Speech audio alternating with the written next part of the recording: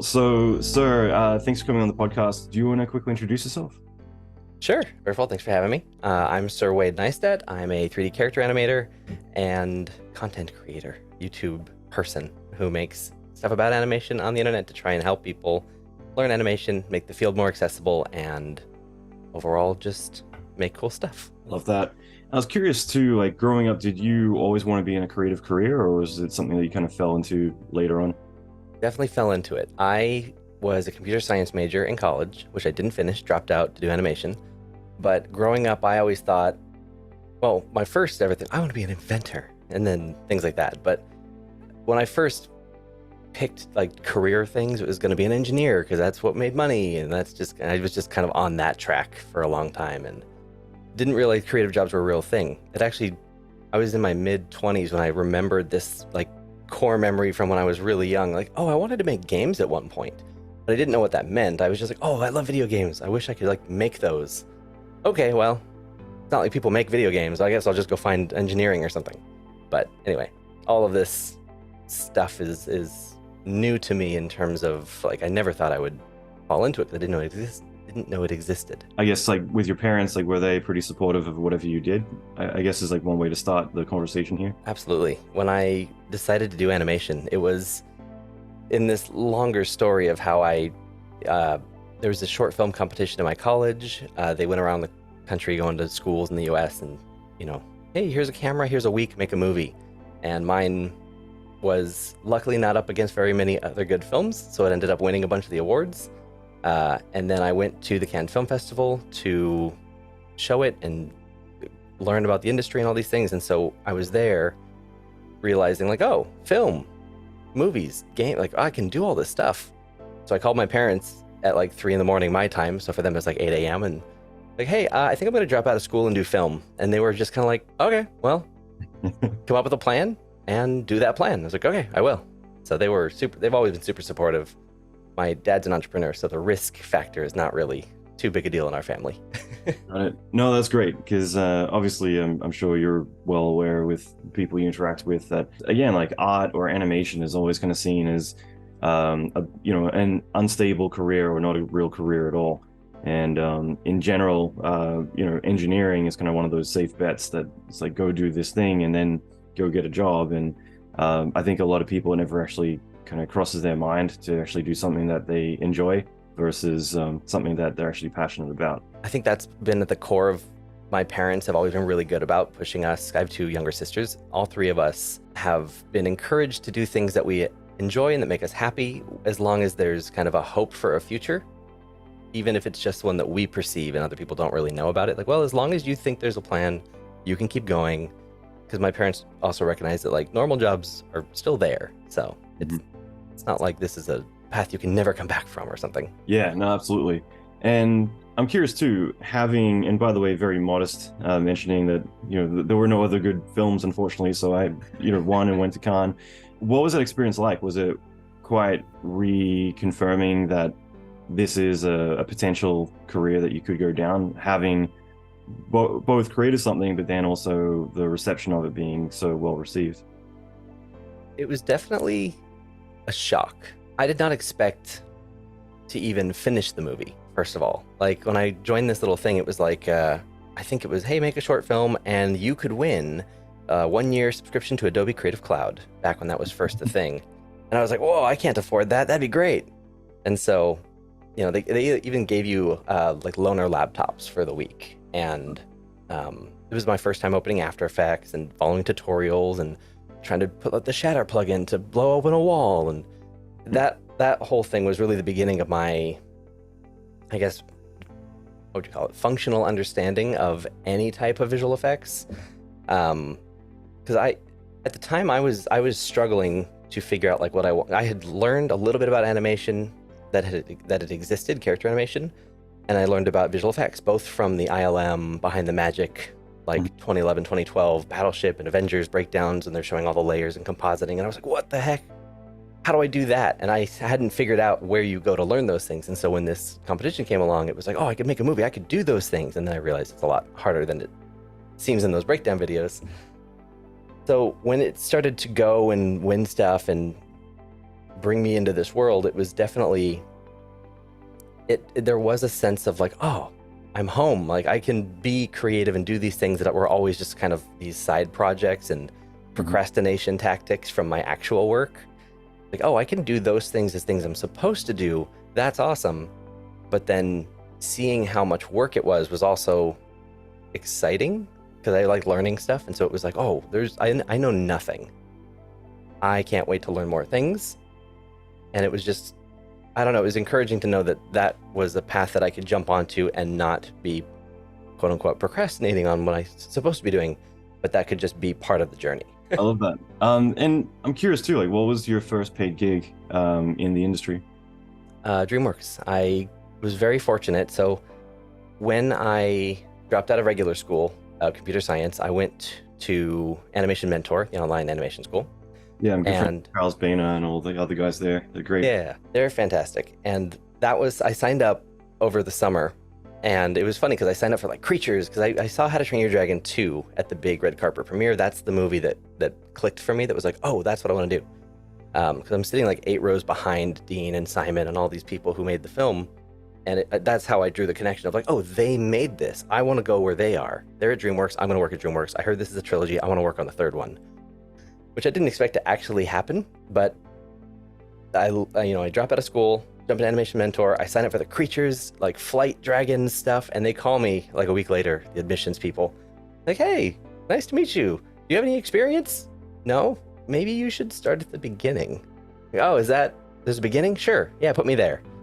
And so go through the program, and it was based on a bunch of other stuff I had done. Like, when I was in college for computer science, I was a STEM center tutor, and my dad being an entrepreneur, like I used to sell websites, and so I have ties with like chambers of commerce. And so all these random things that I had done, like, oh, I made this like Microsoft Office training thing to pay rent a couple of months in LA because I was out of money and I had quit my job at Best Buy to do animation and had $27. Rent was due in 11 days. I was like, oh, I should start a business real quick and like make rent. And so I started teaching Office. And so all these other pieces, plus the animation side, ended up getting me the experience I needed to land a job at DreamWorks in the training department. So my first job was at DreamWorks as a trainer right out of Animation Mentor, where I was there for 2 years, and when I started the YouTube channel. So that was my kind of first thing. I think I got hired at 21 years old to DreamWorks, which was really cool and really terrifying, and definitely led to a lot of imposter syndrome and insecure conversations with my boss of like, why did you hire me? Yeah, no, I think that's so cool. And it's also one that I think most people, they're not even going to think to go to their, at the time, dream job until later on. They think that, well, I've got to go and, cut my teeth on a bunch of other things for 10 years first, and maybe then I'll be worthy. How often do you see that or feel like that's a common thing to happen, where people delay going after what they really want, whether it is like, I'm going to go to college just because it's meant to be the thing that you do for 4 years and then go off, and it's only once they get in the industry that they realize like, shit, I'd be 4 years further into my career and way less in debt if I just started, rather than thinking that this is the traditional path to go on. Yeah, I feel like I see that constantly. I just spoke at a school like a week and a half ago, and every single person in the class, there were probably like 50, or it's like a student-run organization. They all came together and did this thing, and there's probably 50 or 60 kids. And I was talking about my journey and my path, like, oh yeah, I dropped out, this and that. And like, what are you guys gonna do? We were talking after, and almost every single one of them was like, yeah, I'm in debt now, or I spent all this money, or I'm gonna probably have to go to some finishing school, I have to go to this program or do a workshop or do this or this or this, because none of us are ready to get jobs. And I feel like that's extremely common, unfortunately, that pretty much almost I don't want to say everyone, but a lot of people that I talk to in schools, very few of them come out ready to get hired. They're no fault of their own. It's just they expect that they're going to go pay all this money and then learn what they need to get hired, when in reality they're just going to go and learn like a broad overview that they could have gotten on their own, and then they realize that after they've already spent the money and spent the 4 years. And yeah, I don't know, it's very unfortunate. Also, like, some people have major fear of failure, but then there's people who have fear of success as well. Like Connolly over at Film Riot, like we've talked about this, where I think that there are a lot of people who will intentionally delay doing something because what if I actually do get to my dream job and I screw it all up, or whatever it is. There's in some ways, people aren't seeking education. They're just seeking, delaying everything so that way they don't need to execute on that thing just in case they do fail or they do get it. And then what if? Because, yeah, as you mentioned before about imposter syndrome, like that is a thing that a lot of us will wrestle with. And I've been doing this 26 years. I've been doing 3D for almost 30. And yeah, like there's definitely times that I still wrestle with that from time to time. I mean, it's never a thing that goes away. It's just more about like, why am I feeling this way, and more leaning into it rather than running away from it. Yeah, no, you're right though. That's definitely, I feel like I've done that. I mean, I'm sure I've done that lots more than I can think of at the moment off the top of my head, but that was the whole thing with my YouTube channel, is when I first wanted to start this channel as a resource for, because when I started animation, I was dropping out to do that. The whole point of my channel was, actually, it was inspired by by Ryan and the team over at Film Riot. That's how I learned the beginning of my filmmaking schools to make the movie at Cannes in the first place. So that was super fun. But the overall idea was just like, I want to learn animation. I don't know how to do that, and I don't have a portfolio to go to CalArts or the money to go to that kind of a school. How do you get into this business? And I just kind of had to figure it out. But then I thought, it'd be really cool if someone who has done this would have made some kind of a YouTube channel documenting their process and how they got into the industry and da-da-da-da, like Film Riot. And then I was like, I should do that for animation. But I didn't start it for 3 years because every single time I thought to do it, it was like, but what if I'm like making videos about doing those things and I never actually succeed? That's going to be super embarrassing to just publicly fail over and over. Suddenly I find myself at DreamWorks going, man, I should have started that channel. So I said, screw it. Actually, it was my wife, or I guess at the time, we were dating at the time. She has a YouTube channel. She was a YouTuber before I was. And so she was the one who was like, you should just do it. So I did. So I was self-sabotaging just due to the failure of both fear of failure, but also fear of success. Because like, what if this like works and I have to like not get fired, or like, I don't know, like just the idea that what if it works and the channel starts to be a thing and people find it useful, and anyway. Yeah, the pressures of that. No, I mean, that's just it, because you are leaving yourself pretty vulnerable. I mean, it's usually going online, especially YouTube, it can be a bit of a toxic place. So it's one of those things that you got to open yourself up for everyone. Like I was just saying to my wife the other day, like, man, I feel like I must be failing on YouTube lately. I haven't had any like hate comments in weeks. So like, to me, that's a metric of like, well, maybe I'm not, really kind of doing enough or getting in front of the right people, because everyone's gonna like, I feel like a lot of times the people who are commenting, especially if you do get something extremely toxic, I get really intrigued with like, who is this person, like what kind of pain are they going through, and fair enough, like you go on their Facebook or some Twitter feed or whatever, and yeah, it's just like they're just lashing out at everyone, so you kind of almost can't take it personally, because it's you're one of many that they're firing out at. But for you, what was that experience like, both preparing like, okay, I'm gonna do this, what if I fail? Did you have contingencies in place, like I'll make 5 videos and then reevaluate, or how did it all go? I don't think I thought through it that well.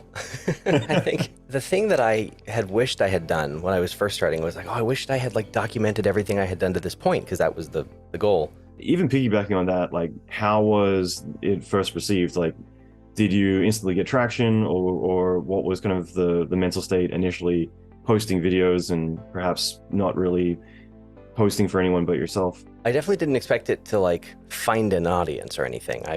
It was very much just like almost like a video diary, I guess, of let's catalog this moment in time, and if someone ever finds it, maybe it'll be useful to them. And so my first couple of videos were not super thought out, but I think my first like 5 or 6 videos on the channel were literally just me sitting on my couch and telling my story of like, okay, here's what I did in high school that shows that I was a creative person but didn't know what to do with it, and then in college, and then the short film, and then here's my interview at DreamWorks. And it was sort of just this chronicle of like, here's what happened, and there was like no B-roll, there was nothing visually to look at, just me sitting there telling a story with no microphone. And not great videos looking back, but those to this day still get people commenting on them of like, oh my gosh, like I'm so glad I found this channel, this is exactly what I'm looking for. And somehow that storytelling of just here's what I did and here's where that led has resonated with a lot of people.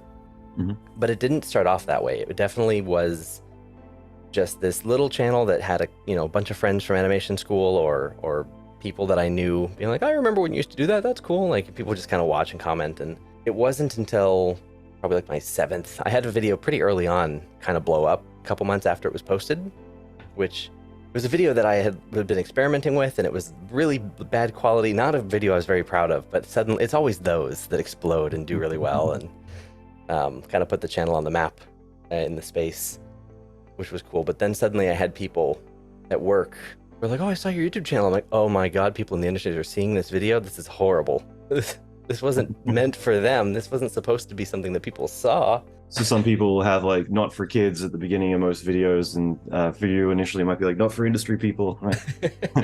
I didn't feel qualified to like, it was just embarrassing. Like, oh, don't look, that's, I don't know.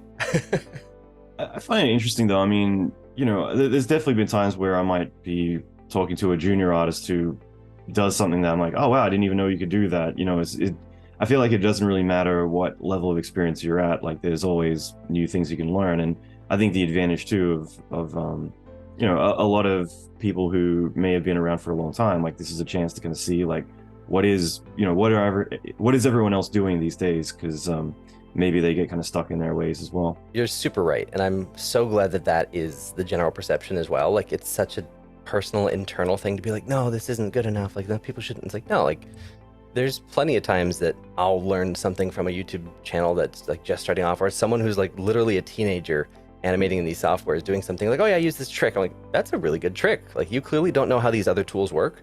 So you've made it work with this other thing to brute force it. And that's actually genius. Like, yeah. Absolutely. Yeah. Even the other day, I was joking with one of the exec producers I'm working with about, we're trying to hire a few character modelers. And that was something I was just joking about. It's just like, these days I'll go on CG Talk or ArtStation, I guess I gotta get caught up on, no one goes to CG Talk anymore.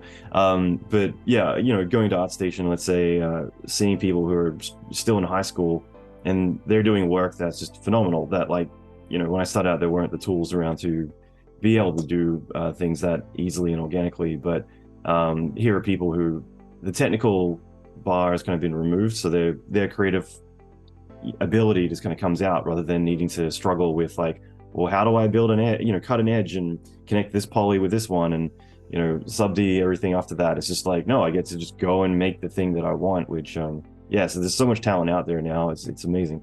I guess it's just this, I'm showing my age a little bit now as I'm getting older compared to those who have these tools growing up. But it's like, wow, like if I had that growing up, that'd be great. I feel like that's just going to keep happening and keep expanding. I can't imagine what it's going to be when the people now who are in their, you know, teenagers who have all these tools and they're just making stuff, like what will they look on and be like, whoa, imagine if we had those tools when we were like, oh my gosh. What's your thoughts on a lot of the AI? I mean, I was just talking with Stability AI the other day, who makes Stable Diffusion, and that was, you know, it's very easy to forget. It was only like 8 weeks ago that program, or you know, that solution kind of came out, and again with DALL-E and all these other ones and animation, like some of these, like by the time this episode comes out, Stable Diffusion will be doing animation as well.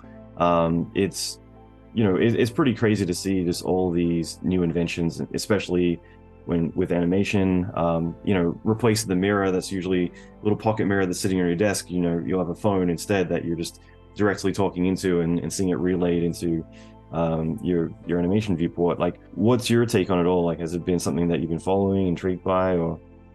Yeah, I've been keeping an eye on it lightly. I'm not super plugged in, but from what I've seen, like I played with Midjourney and I've been messing with it as much as I can. I'm super open to new tech becoming tools. Like, I know that it's kind of a hot take to not be like, oh, AI is going to crush our job. To me, it just feels like the same conversation we have every 10, 20 years of. Thank you. Yeah. Yeah. Just, you know, oh, computers are going to take away, like, animation should be done with a pencil.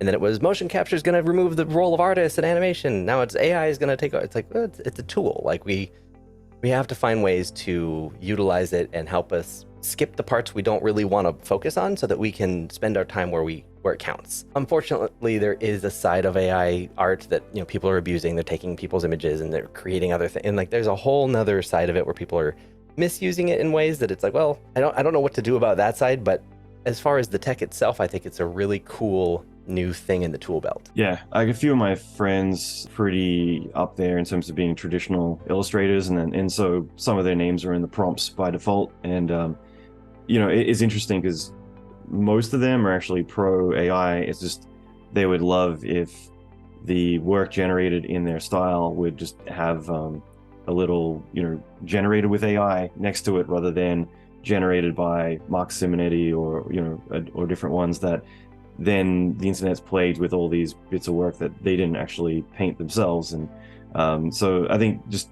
it's early technology. So as it grows, I think there'll be, more of a process behind it. But obviously right now it's the Wild West, but it's just like the internet or anything else. It takes a while for people to kind of get behind it and make it more mainstream. Yeah, I actually just used AI for a project like the past 2 days. I was working with a team who they produce music, they needed album art, and they called me to say, hey, like, we need album art made. Do you know anybody? And I reached out to a couple people and was like, no, on the timeline you need it, I don't have anyone who can deliver this in like 2 days. We don't have time for it.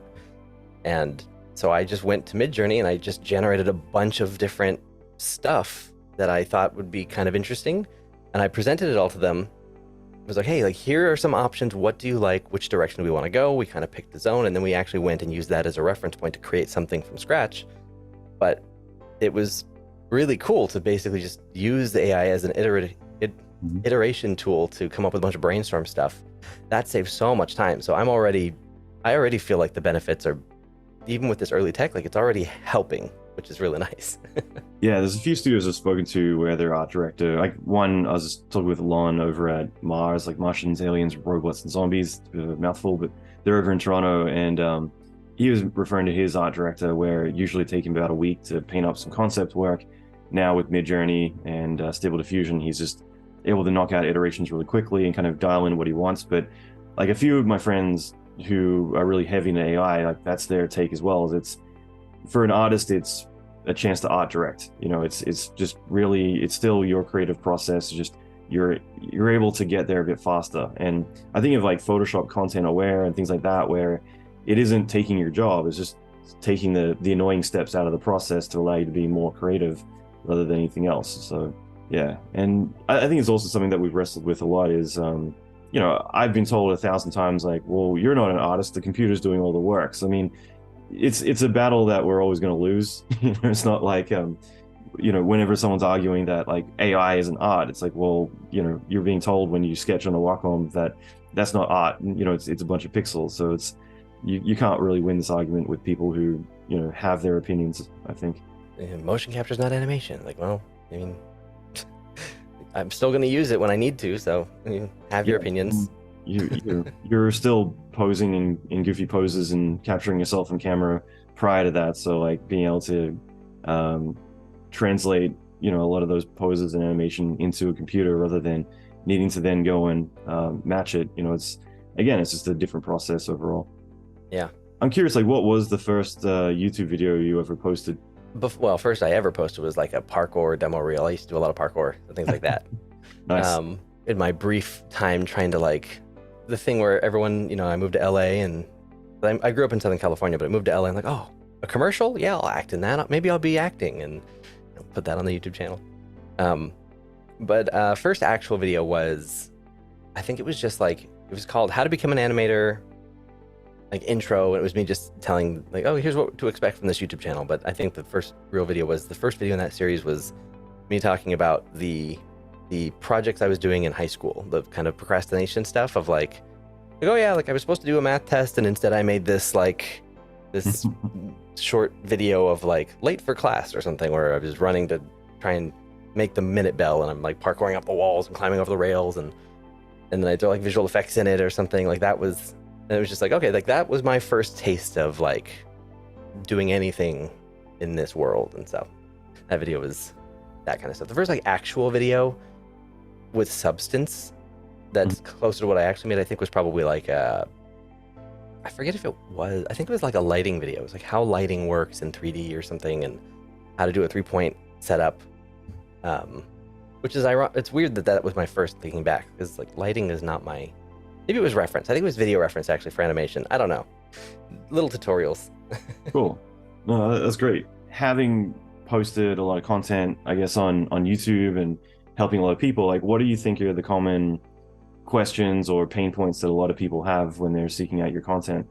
Well, I can see from all the analytics of my videos that a lot of people do find me through search. I know that that's not typically how most thriving YouTube channels exist. They build their audiences, and then those communities just know what to expect, like Linus Tech Tips, things like that. But in my case, there is a lot of search content. So I can see that a lot of people find me for the first time because they're struggling with like, oh, like how do I animate FK and IK? Like, how do I deal with constraints? How do I do this technical thing that's keeping me from actually doing the creative work I want to do?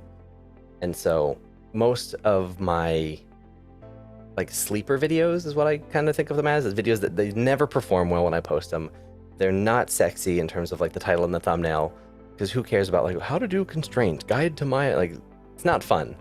But when people are struggling with that and they Google it, I'm the first thing that pops up, and then they usually subscribe and go, oh my gosh, this is exactly what I needed. Oh, and he's answered these 4 other questions I've been struggling with. Great. That's usually my pipeline of that type of viewer. I'm curious too, you've got a Patreon account. Like, what's your opinion on Patreon? Like, how has that been a really great, I guess, platform for a lot of creatives to be able to build a bit of a community and also do something in a way that just helps them, you know, re-ingest or a bit of money back into the content they're making, rather than having to struggle with the day job as well as, you know, creating all the things that they're passionate about? Or like, what's your experience been like? Patreon's been really cool. I feel like personally I've gone through 3 or 4 major iterations of how I've had it set up to what I have now. The first version was very heavy, and like I'm always concerned of like, oh well, you know, if I'm gonna have some kind of money element to it, some financial transaction, I want to make sure that it's worth it for the other side. And so I did a lot at the beginning of, I'll do extra content, I'll do extra stuff, and it was just, I was burning myself out really quickly on that type of stuff. It was not sustainable. And where I've landed eventually has become more of like a tutoring and mentorship for animation and things like that. And I have some like monthly Zoom calls and behind the scenes, but overall the platform has been super fun to sort of, I guess, to test these ideas or to run ideas by small groups of my audience and the community I built. And it's definitely not, I've learned that it's not something to really like, oh, let me see if they like it. And if they like it, I'll do it. It's too small a test group to really make any major decisions, but it's been a really fun way to try ideas. That's before I started, because I was, for about 2 years, I was doing a lot of live streams on Twitch, animation live stuff. And before I was doing that, I was doing it on Patreon as anim streams, where I would do these little, like, let's do a monthly thing and I'll just stream live for this group. And then it was something I decided, this is really great. I don't want to put this behind a paywall. Let's make this on Twitch. And anyway, but it's been a great way to sort of iterate ideas, come up with different concepts for content and just creative things I want to do. And it has also helped financially, obviously, with, that's actually how I now pay for this office space that I have, is through my Patreon. Before I had the space, it was my editing budget when I had an editor. So it has allowed a lot of expansion as well. Cool. Yeah, I mean, if anything, it just allows you to focus on the creative part rather than having to wrestle with everything else. That's really cool. And what's the experience been like with doing the monthly Zoom calls? What's the typical format for that? And just kind of curious overall, like what the experience is like. It's pretty casual. I start every meeting that has someone new with the general spiel of welcome to the thing. And it basically just give like a, let's do a friend EA of what happens in these calls stays in these calls. Like, I'll share everything I possibly can, ask any question. I'll pretty much answer everything. I like to be very transparent with stuff, but then unless I'm under an NDA to not talk about something, it's fair game. And so that's why in those calls, it's like, okay, well, let's, you know, don't share this with like everybody, because I don't like to broadcast, I'm working on this video 6 months before it comes out, because then that's just lame. So those calls are a super fun place to actually talk about like being a YouTuber and that kind of stuff, because people sometimes have animation questions, but I'm pretty good about answering those in normal YouTube comments and on other places. But the actual work of a content creator is often hard to get those real answers. So that often ends up being what we talk about, and like brand deals and how I'm working with companies and how those negotiations are going and da-da-da-da-da. That's really cool. Yeah, I used to have a mentorship, which part of that was I do like every 2 weeks a live call to review people's work, and I treated it more like dailies than anything. But at the same time, you know, you get a lot of other questions around career and things like that, and I always found it really valuable, because you would answer a question for one person, but usually everyone else would lower their hand after that, because it's one of those big burning questions everybody else had. So in a lot of ways, it's really valuable to have a group of people in a room versus the one-on-one where, yeah, like the information being shared could serve so many other people. So that's really cool. That's another thing that the Patreon kind of created, is those calls. And I was doing dailies for a while, but it was such a small group that I was like, this should be bigger. I started doing a Maya for Animators workshop. It was ended up being this big work. Based on when I worked at DreamWorks, I taught 50-something classes in training, and one of the curriculums I created was a Maya refresher course, which was geared towards both professionals and like the interns. I kind of made it for both because the professionals needed certain pieces of Maya. They were like, can you show me how to use this again? It's been a while. And then also the interns were coming in had no real practical experience in Maya because the schools just weren't teaching it. So I built this Maya course at DreamWorks to teach everything I knew from the entire pipeline. And when I left, I just missed teaching that. So I started doing that on Patreon in kind of small bursts with little groups of people. And in the mentorships where I did one-on-one, I was like, these should be tips everyone should know. So I started doing the Maya workshop, and became this big thing that I do every couple of months. That last time I did it, a couple months, I think over the summer, it ended up being, at DreamWorks, it was like a 5-hour course over the course of 5 weeks, 1 hour each. Now it's 27 plus hours of content that I do live generally, and then I re-record everything and then put it out as video so people can keep. Yeah, that's a whole thing I like doing. That's awesome. Again, like I think it's pretty clear that you like to interact with other creatives and help them wherever you can. So I mean, again, like it's pretty obvious why you got such a successful YouTube channel, as well as loyal fans and students coming back to you all the time. So again, like congratulations on all that. I think it's amazing. And I guess like one or two last questions would be, I'm kind of curious about your father being an entrepreneur. Did a lot of that rub off on you in terms of valuable lessons and even understanding, how to approach ideas that you have with doing your due diligence and making sure there's a strategy rather than, hey, I'm just going to quit my job and go start a YouTube channel? But yeah, I'm curious, like, what lessons you've learned from having that kind of family, interest, I guess. Yeah, it definitely made all the difference. I feel like I had a huge advantage going into this whole thing, just based on, like, growing up, my parents were always very transparent with us, with their kids, with us about finances. If we were struggling, we usually knew it. We usually knew why, and we usually knew to what extent, because it was like, oh, we don't have like internet or TV this month, or like we don't have phones this month, because we didn't grow up particularly wealthy, but we were doing fine. But there were months where, like, oh, we like noticed things were a little bit different, and so that was something that, again, kind of with that risk factor of like, okay, like when you're in business for yourself, like things don't always go amazing. You don't have that security, so you have to figure things out. And so I think between just being aware of risk and how to properly plan and strategize and come up with a solid course of action, and to be flexible, that's one thing. Another thing is just like business conversations, negotiations, contracts, knowing the importance of lawyers and things like that. Just that overall familiarity with that process helped a ton, especially when I left DreamWorks. I didn't initially set out to become a full-time YouTuber. I wanted to put more effort into the channel, but I was going to do it through a year of freelance, and then I just share what I learned on the channel. And I hated freelancing. It was hard, and not because like the work was difficult. Like the work was boring because I didn't have any contacts hardly at all. So my best gigs came from the contacts I did have, but those jobs were, which I was grateful for these jobs, but these jobs were like, hey, can you remove the staples from the underside of this couch? Can you do this logo and make it spin? And I was like, I wanted to do character animation, but everything I got from that was like, oh, we have this web series idea. Would you, we can credit you, we'll send it to festivals. But knowing how to navigate freelance and how the deals and the gigs that I did get, it was hugely beneficial having kind of come from a family that was familiar with the entrepreneurial skill set to basically create my own opportunities and recognizing like, okay, well, I'm not getting any work. I should just go do this, and I should call this company and say, hey, this looks like something that you guys have interest in and maybe don't have anyone working on at the moment. Can I help out with that? And so pitching and all that kind of stuff, all of that came back to my dad. So I have him to thank for a lot of that. That's something that most people either never get, or it takes them a long time to realize. It's like really looking for what's missing, or what the pain points are with the other party that you can solve, because most of the time people are being pitched, but if they've got to do the thinking part of it, then people aren't going to stop everything, drop it all, and be like, okay, how can you help me? But when someone comes along and says, hey, I noticed that this isn't working, or your studio doesn't have someone who could write scripts, or whatever it could be, and you start to paint the picture of what the benefit could be for them, then suddenly they are sold on that, and it makes it a lot easier for those opportunities to kind of get greenlit. So that I think it's really awesome that you're able to have picked up on that so early.